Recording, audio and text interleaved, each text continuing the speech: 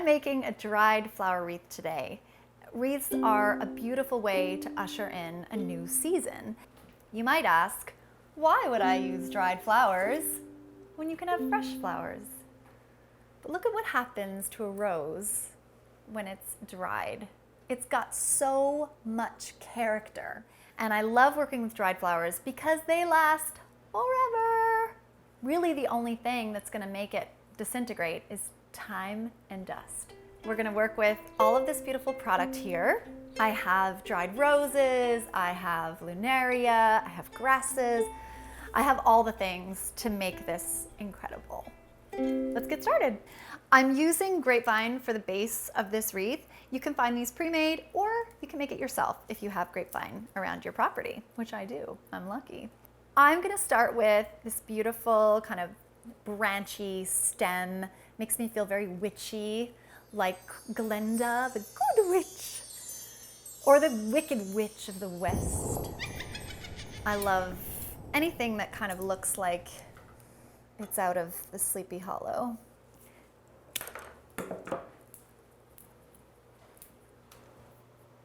Basically, I'm holding the item onto the wreath and seeing where I want it to live. So when it's on the table, I'm kind of deciding if I want it to be out further or tucked in more, and I think I want it to live right there. And then, quite simply, I'm stuffing it into place. And so I'm just going to continue to build onto the base with these lovely branches.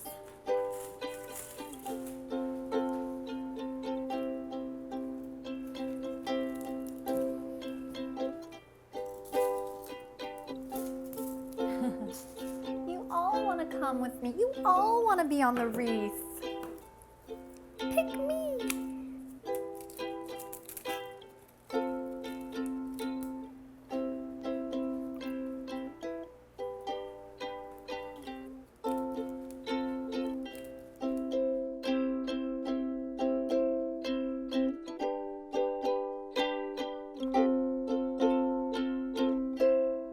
Next, I'm using this beautiful moss that I'm going to tuck in.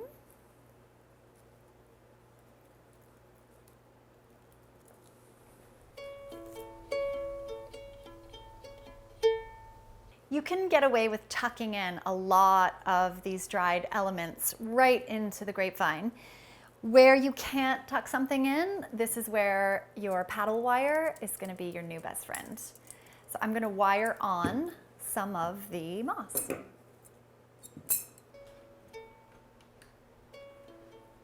I'll be able to hide this wire with a lot of the dried elements, so don't worry about the mechanics of it just yet. Next, I'm using this lunaria. It's just got a beautiful iridescence to it that just catches the light like an opal, and it always looks good in dried wreaths. So pretty. On that lunaria pod, there was a little seed that I could put in my garden, so I will save that for later. Something also to think about when you're creating your wreath is, do you want it to be asymmetrical? Is it symmetrical? As I'm going, I realize I'm doing things symmetrically, and I'm like, I don't want to do that. So I'm changing it up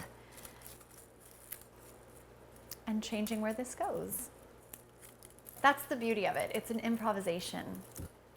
No two wreaths will ever be the same. In any workshop I've ever taught, we can all have the same product, and every one is completely unique. That's my favorite part about teaching.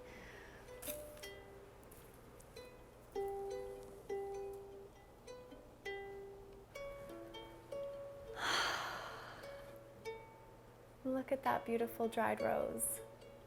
There's something that happens to a rose when it dies and then it dries, and it sort of, the color turns this antique-y, beautiful shade. I don't have words. There are no words. That is just so beautiful. And it'll last so, so long.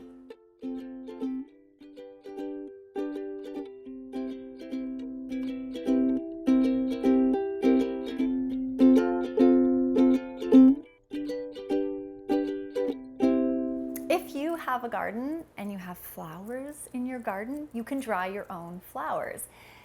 Just a quick kind of flower 101, flower drying 101. Usually you dry the same flower together. Different flowers have a different moisture content. Some take longer to dry than others. So you usually bundle them in the same grouping. So you'll bundle all of your roses together, you'll bundle your straw flower together. Straw flower in particular is the most ideal flower to dry because it's almost has the texture of a dried flower right on the stem. It won't flop and it's beautiful. Ideally, you have a place in your house or a shed where you can dry your flowers that isn't too humid, because humidity obviously is counterproductive when you're drying flowers. In addition to having a nice dry room for drying your flowers, dark is really good. So if you can have a dark, dry room, the sunlight will essentially bleach out a lot of the color. So you want to preserve the color of your beautiful flowers.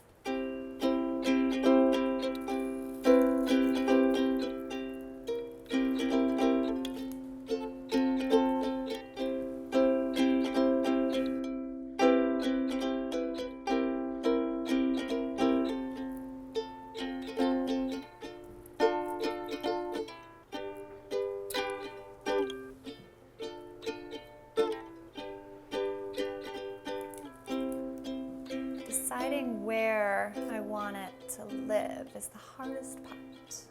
Maybe down low. Yeah.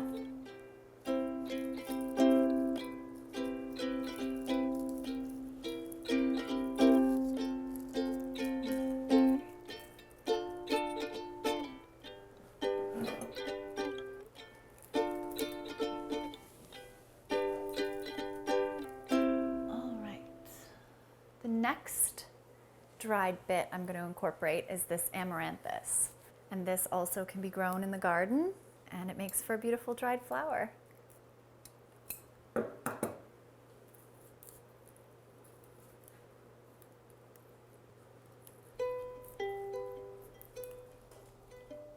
Like it. Like it a lot. I think we're close to being done, but I see a couple other things that I'd like to incorporate, like this little celosia.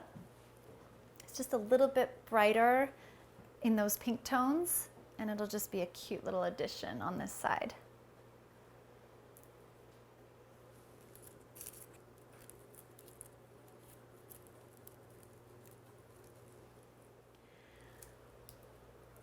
I think I'm done. I like the idea of the half moon wreath because I like seeing the grapevine exposed. I could go all the way around, and sometimes I do, but for me this one is sweet and simple, and I feel like it's done. But actually, it's never really done in my mind without some stellar ribbon. I have this beautiful hand-dyed linen in the perfect blush tone.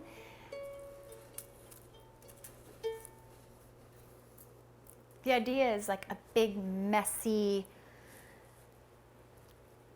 uncontrived bow.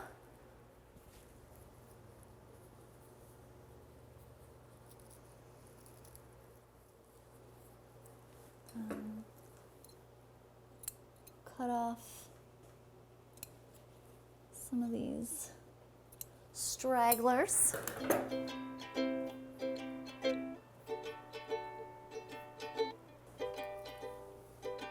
Itself.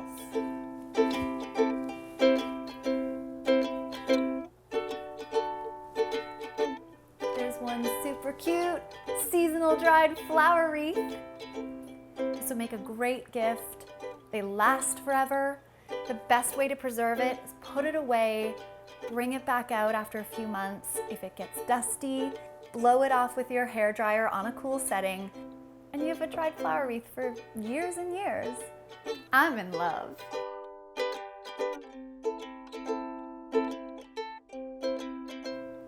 Okay, so this is a super easy and fun project that you can totally do. I have the utmost confidence.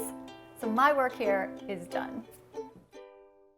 I'm gonna make 5 more because I'm obsessed. And you're all getting one for your birthday.